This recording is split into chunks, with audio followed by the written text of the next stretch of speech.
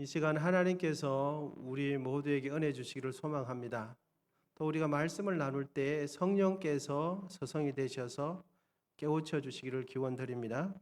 오늘부터 요나서 말씀을 한 6, 7번 정도에 걸쳐서 말씀을 나누도록 하겠습니다.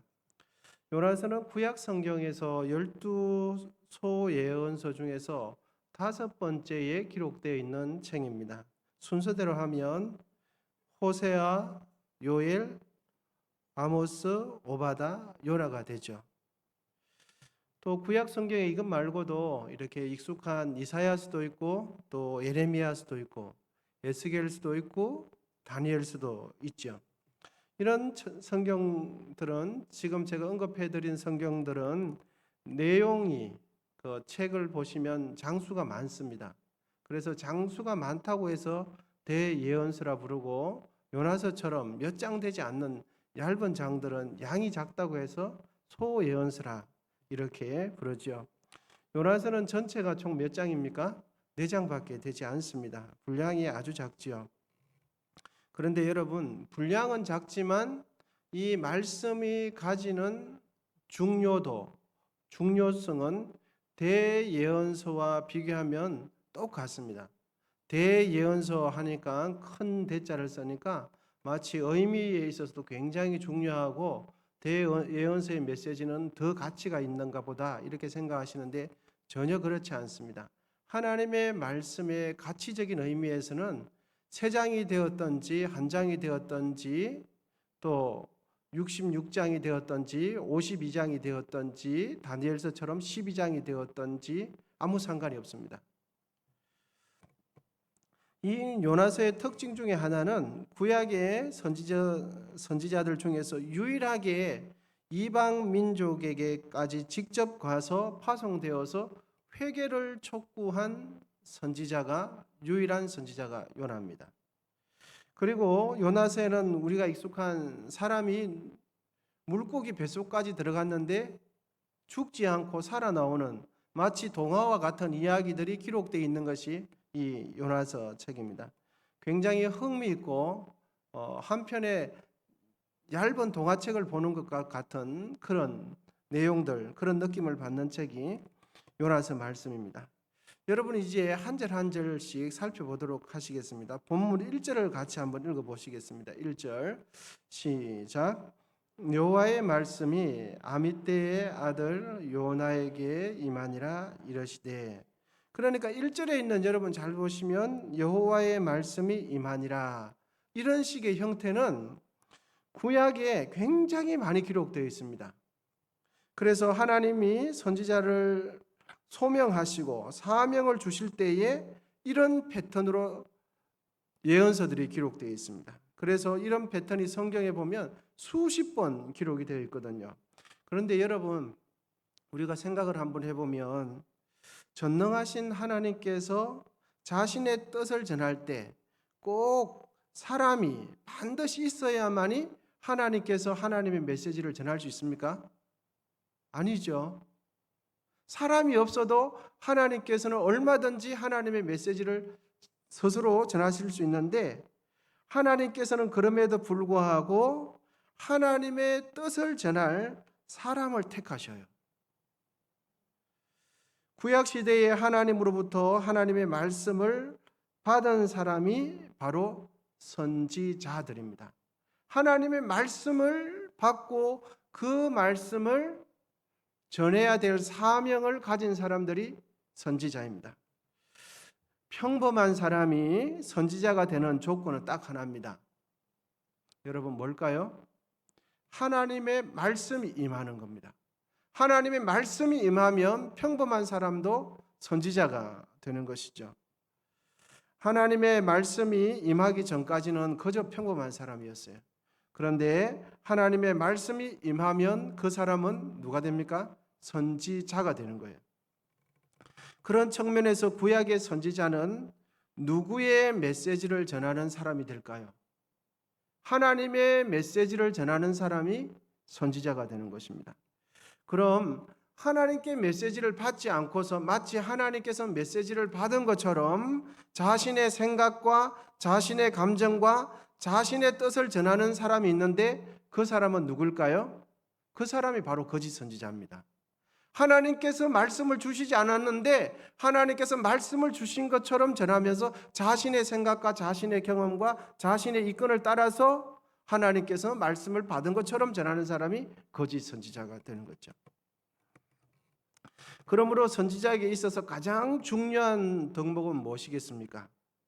인간의 성품, 그 사람의 됨됨이, 그 사람의 도덕성이 아니라 선지자에게서 가장 중요한 덕목은 하나님께 받은 말씀을 가감하지 않고 그대로 전하는 겁니다. 여러분 아멘이십니까? 하나님의 말씀을 가감하지 않고 그대로 전하는 거예요. 그런데 거짓 선지자는 하나님께서 그의 입에 하나님의 메시지를 넣어주지 않았는데 자신의 생각을 하나님 말씀처럼 판단해서 자기가 알아서 전하는 게 되는 거죠. 그러면 여러분, 이 시대에 하나님의 말씀을 맡은 자는 누구일까요? 가장 우선은 설교하는 목회자가 하나님의 말씀을 맡은 사람이 될 것입니다. 그런데 여러분, 그렇다면 하나님의 말씀을 전해야 할 사명을 가진 사람은 목회자만 그럴까요? 그렇지 않습니다. 하나님의 말씀을 전해야 할 사명을 가진 사람, 하나님의 복음을 전해야 할 사람은 하나님을 믿는 모든 성도가 사명이 있습니다. 옆에 분에게 한번 하시죠. 당신에게 사명이 있습니다. 인사하겠습니다. 네. 여러분 잘 보시면요, 하나님의 말씀을 전하는 사람은 목사님만, 목회자만 할 것 같은데 아니요. 복음을 전해야 될 사람은 하나님 믿는 모든 사람에게 사명이 있어요.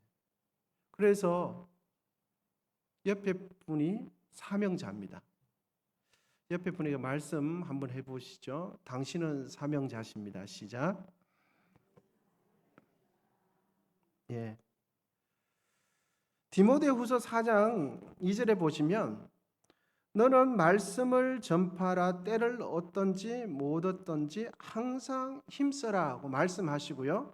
마태복음 28장 19절에 보시면 암송하실 텐데 그러므로 너희는 가서 모든 민족을 제자로 삼아 아버지와 아들과 성령의 이름으로 세례를 베풀고 내가 너희에게 분부한 모든 것을 가르쳐 지키라고 말씀해요.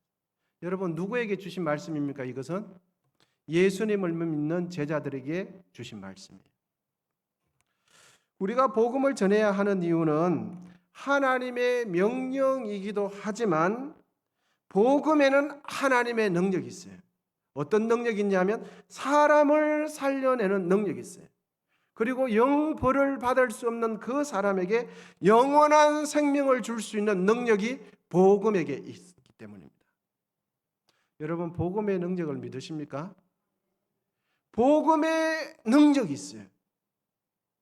사람을 거듭나게 하고 그 사람 영혼 가운데 엑스레이를 찍어도 죄는 나오지 않습니다. MRI를 찍어도 죄는 나오지. 그런데 하나님 눈에 죄가 보이지 않습니까? 그 죄를 씻어낼 수 있는 것은 복음밖에 없어요. 그래서 영벌을 해결할 수 있는 것은 복음이에요.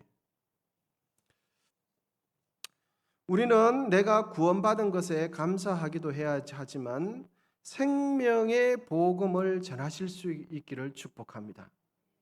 내가 복음을 받아들인 것은 감사하죠. 내가 구원을 받았기 때문에. 그런데 그 감사하는 것에 그칠 것이 아니라 우리는 생명의 복음을 전하는 자가 돼요. 생명의 복음을 전함으로 그분이 예수님을 믿고 영혼 구원을 받을 수 있도록 하는 사명이 우리 모두에게 있는 것이죠. 다시 요나서 말씀으로 돌아가서 요나라는 이 이름의 뜻은 당시 히브리 사람들에게 있어서 비교적 흔했던 이름입니다. 요나가.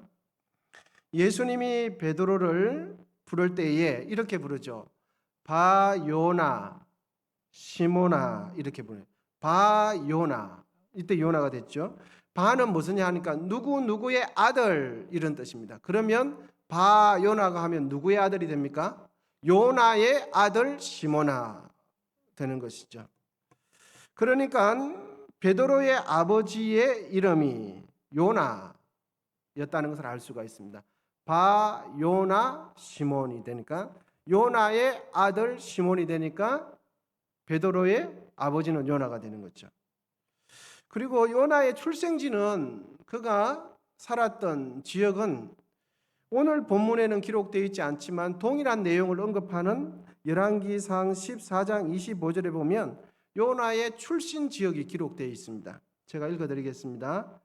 이스라엘의 하나님 여호와께서 그의 종 가드 헤벨 아미떼의 아들 선지자 요나를 통하여 하신 말씀과 같이, 그러니까 이 말씀을 보니까 여호와께서 그의 종 가드 헤벨 아미떼의 아들 선지자 요나 하니까 요나의 출신지가 어디냐 하니까 가드 헤벨이 되는 거예요. 가드 헤벨은 어디냐 하니까 북쪽 갈릴리 지역에 있는 그 근처에 있는 5km 떨어진 지역이 가드 헤벨이거든요. 그러니까 요나의 출신 지역은 도시가 아니라 시골이었다는 것을 알게 됩니다. 여러분 이제 본문 2절을 또 한번 읽어보시겠습니다. 본문 2절입니다. 시작. 너는 일어나 저 큰 성읍 니느웨로 가서 그것을 향하여 외치라.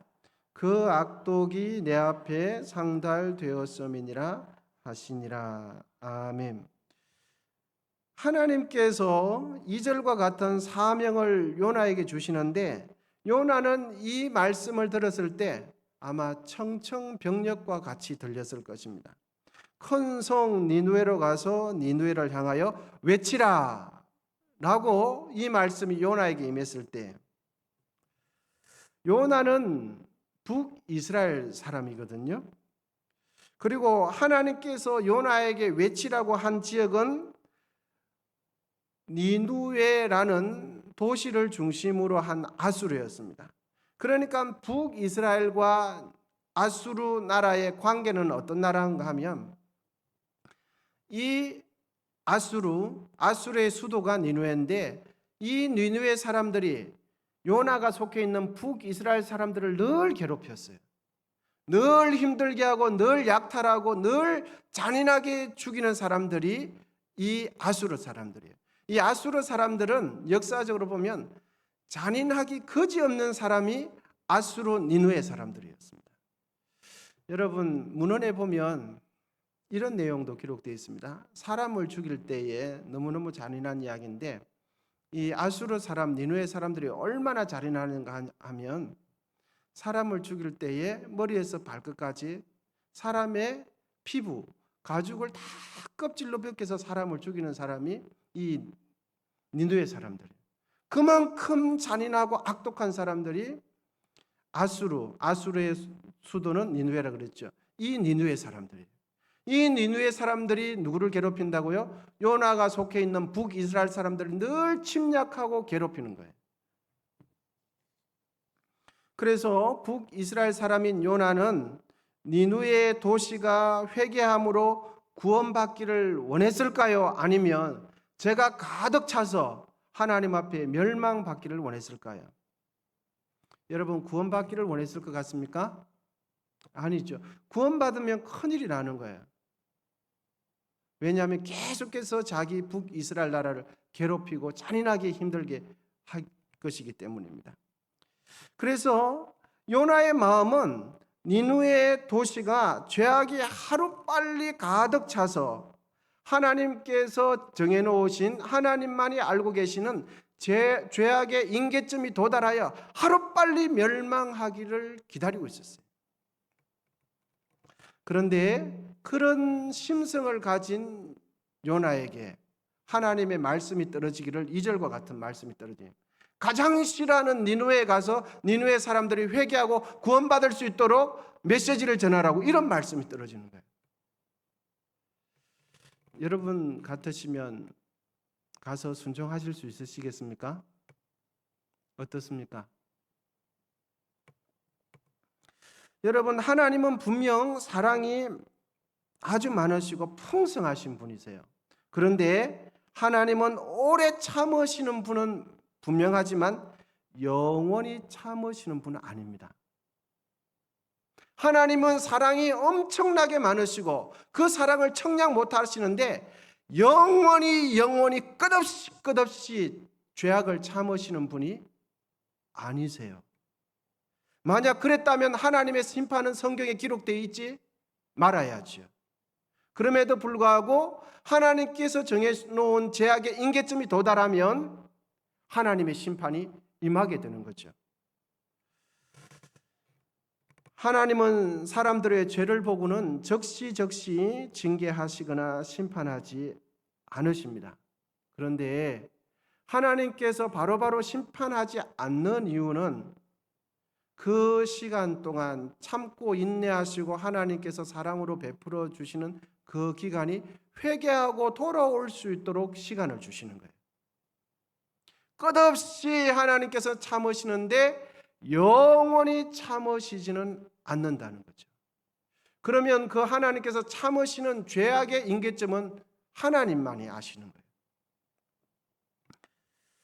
죄악의 임계점이 도달하면 그때는 아무도 막을 수 없는 하나님의 무서운 심판이, 어느 누구도 피할 수 없는 무서운 심판을 받게 되어져요.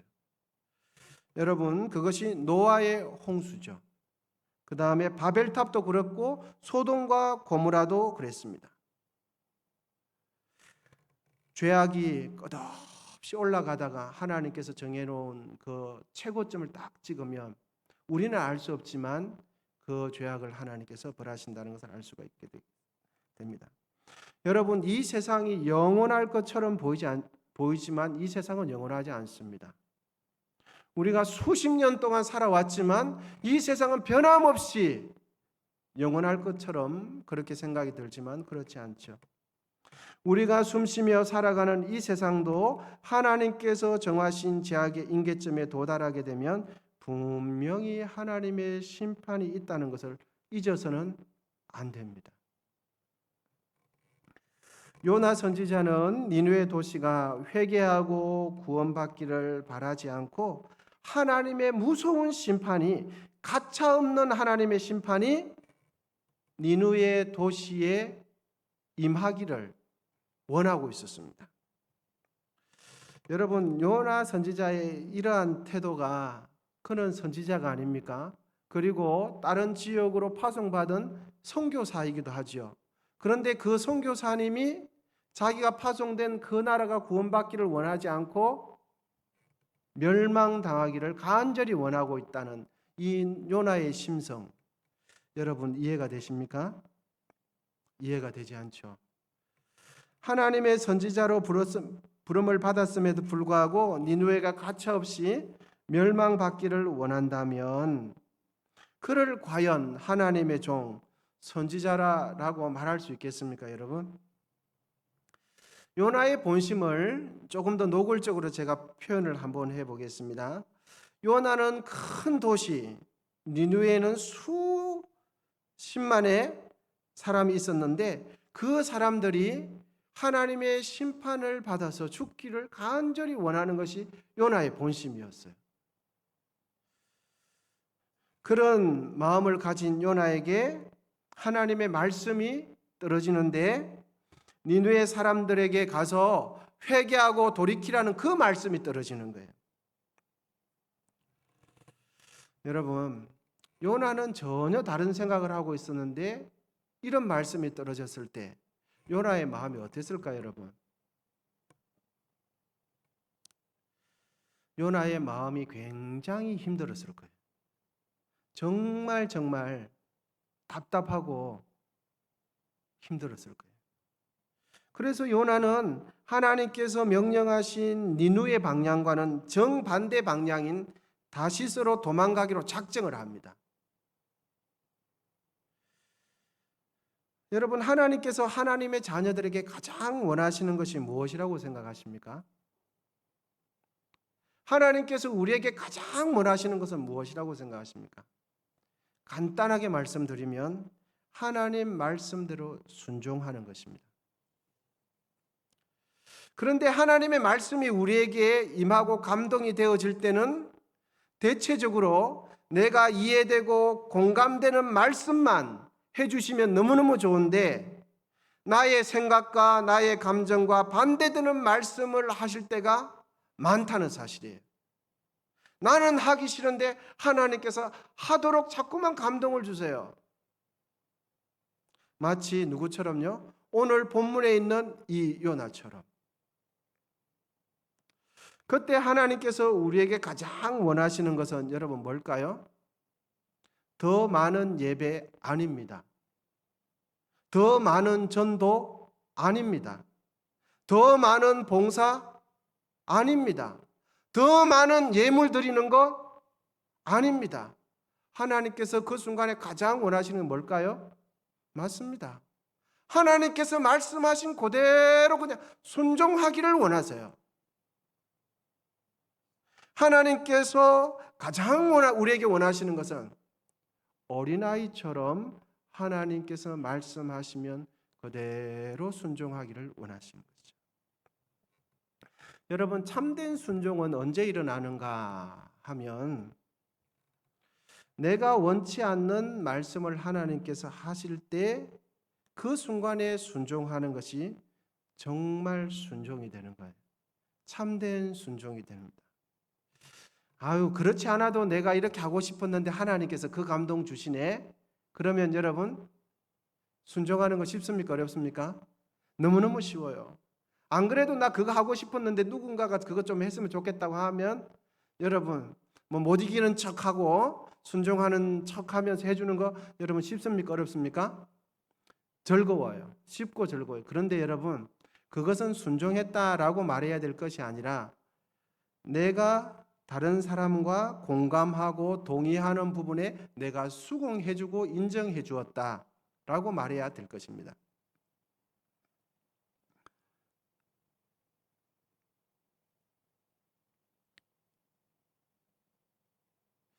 여러분, 순종함에 있어서 정말 중요한 마음의 자세는 어떤 거냐 하면 하나님 말씀 앞에서 나의 생각은 아예 없는 겁니다.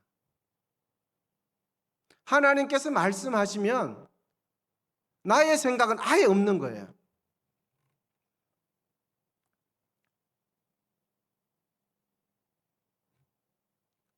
하나님께서 말씀하시면 하나님께서 말씀하신 그 말씀 앞에 내 존재가 무릎 꿇을 때 진짜 순종이 되는 거죠. 그러므로 순종은 하나님을 전적으로 신뢰하는 사람만이 할 수 있는 것이 순종이에요. 순종은 아무나 할 수 있는 것이 아닙니다. 순종은 나도 원하고 다른 사람들이 원하고 나도 원하고 하나님도 원할 때 그때 우리는 보통 순종한다고 아니에요. 내가 공감해주고 인정해주고 받아들여준 것뿐이에요. 진짜 순종은요, 하나님께서 말씀하시면 그 말씀 앞에서 나의 존재는 없어요. 나의 생각은 없어요. 그냥 그 말씀 앞에 내가 어린아이처럼 이것이 하나님께서 우리에게 순종하는 원하시는 말씀이에요. 하나님의 말씀에 순종해야 할 그 순간에 하나님의 말씀대로 순종하면 우리는 어떤 생각이 드냐면 내가 엄청나게 손해볼 것 같아. 그리고 하나님께서 나에게 말씀하실 때 내가 하나님 말씀대로 하는 것보다 내 생각대로 하는 게 훨씬 지혜로워요. 하나님 말씀대로 하면 망할 것 같아. 그래서 하나님 말씀대로 하지 않고 내 생각대로 하는 게 일이 될 것 같아요. 사실 하나님의 말씀에 순종하기 위해서는 인간적인 나의 생각과 계산, 나의 지식과 경험을 바탕에서 둔 상태에서 옳고 그름을 판단하는 이 기준을 내려놓지 않으면 순종이 안 돼요.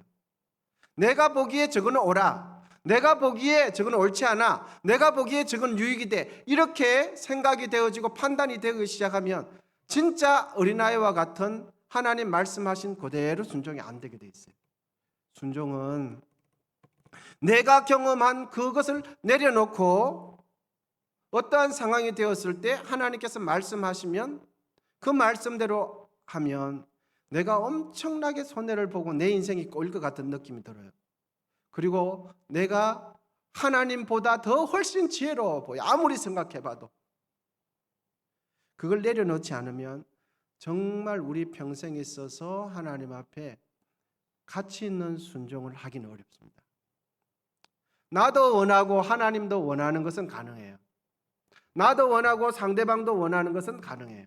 그런데 하나님께서 정말 말씀하실 때 순종하는 것은 내 생각을 하나님 말씀 앞에 엎드려서 그 말씀 앞에 무릎 꿇지 않는 이상은 순종이 안 되죠.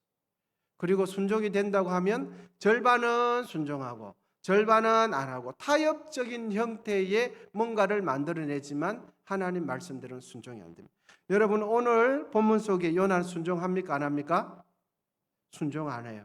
왜 순종하지 않죠? 자기 마음이 너무 힘들기 때문에. 그리고 아무리 생각해봐도 하나님이 틀렸고 내가 옳아요. 아무리 생각해봐도 그렇거든요. 그래서 요나는 순종을 하지 못합니다. 우리는 내 생각과 하나님의 말씀이 같을 때 하나님의 말씀에 동의하는 정도의 신앙인이 아니라 진실로 하나님 말씀에 순종하는 신앙인이 되시기를 기원드립니다. 하나님의 말씀에 내가 동의해 주는 정도, 하나님께서 말씀하실 때 내가 동의해 주면 별로 나에게 손해도 안 들고 내가 귀찮지 않을 부분만 우리는 동의해 줄 때가 많으면서 나는 순종한다 라고 생각할 때가 참 많지 않은가 생각이 되어집니다. 여러분 이제 오늘 본문 마지막 절인데요, 3절 우리 같이 한번 읽어보겠습니다. 3절 같이 시작.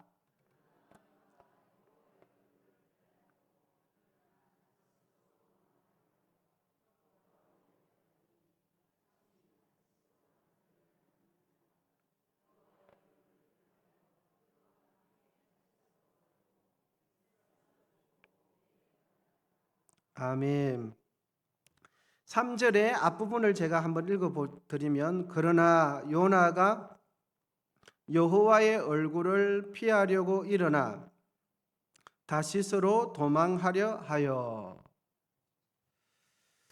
요나는 하나님께서 명하신 장소 니누에로 가지 않고 다시스로 가는 배를 이제 타려고 합니다. 니누에는 굿바이 합니다. 오늘 설교 제목 여러분 혹시 뭔지 아십니까? 예, 맞습니다. 니누의 굿바이입니다. 하나님께서 명령하신 그 사명지 굿바이. 요나는 하나님께서 자신에게 주신 사명과도 굿바이. 그런데 여러분 더욱 우리를 당황스럽게 하는 거 잘 보시면 요나는 누구와도 굿바이 합니까? 하나님과도 굿바이 합니다. 앞부분에 다시 한번 읽어보시면, 그러나 요나가 여호와의 얼굴을 피하려고 일어나 다시스로 도망하려 하여.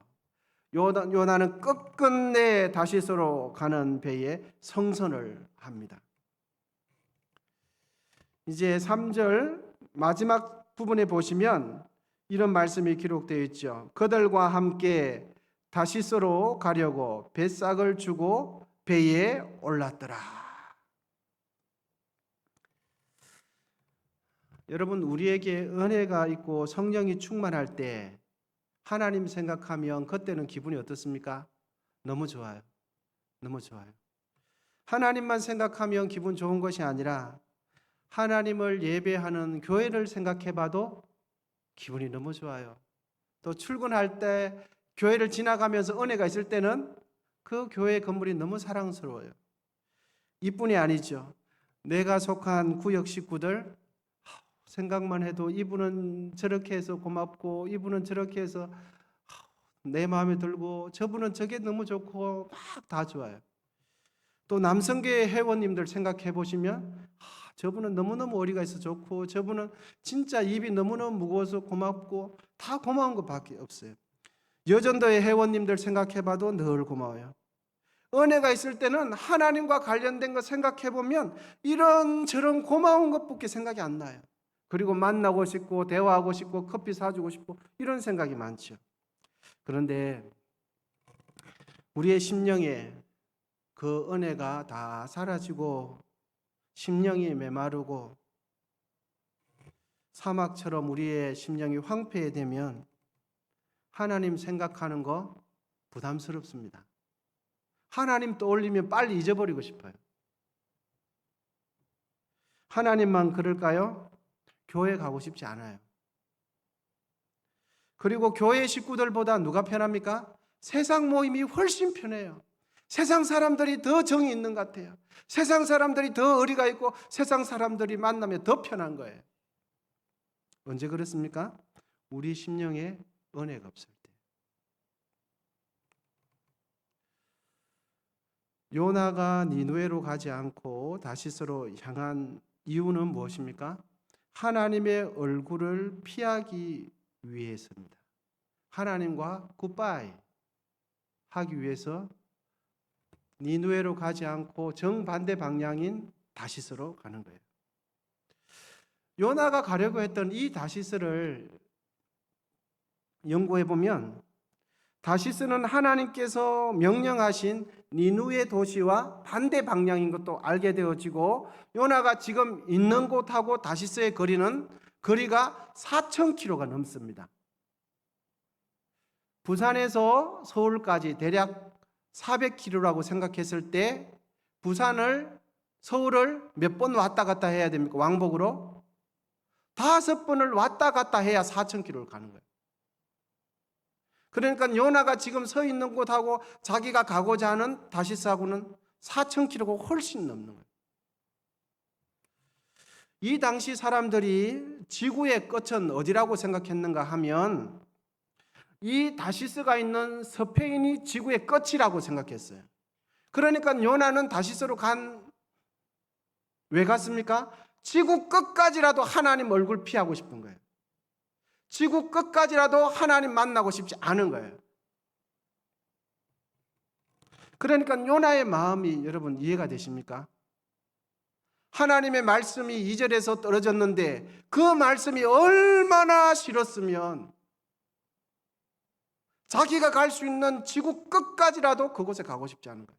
그것만큼은 죽는 한이 있어도 하기 싫었던 것이 요나의 마음이었어요. 요나의 마음 속에는 이제 욥바에서 배를 타고 다시스로 가는 그 배가 출발할 때 그의 마음 속에는 시원했을 것입니다. 니느웨여 영원히 굿바이.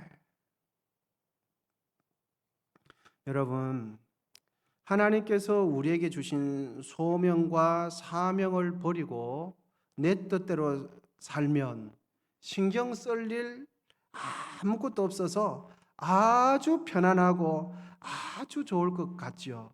그런데 전혀 그렇지 않습니다. 사명을 버리고 해야 할 일을 하지 않고 그냥 손 놓고 있으면 아무 신경 쓸 거 없고 스트레스 받을 거 없고 너무너무 편할 것 같지만 전혀 그렇지 않습니다. 하나님의 얼굴을 피하여 내 마음대로 생각하고 몸도 마음도 아주 편안할 것 같지만 하나님의 얼굴을 피하고 내가 져야 할 사명을 놓는 그 순간에 우리의 영혼은 그때부터 괴로움을 느끼게 되어 있습니다.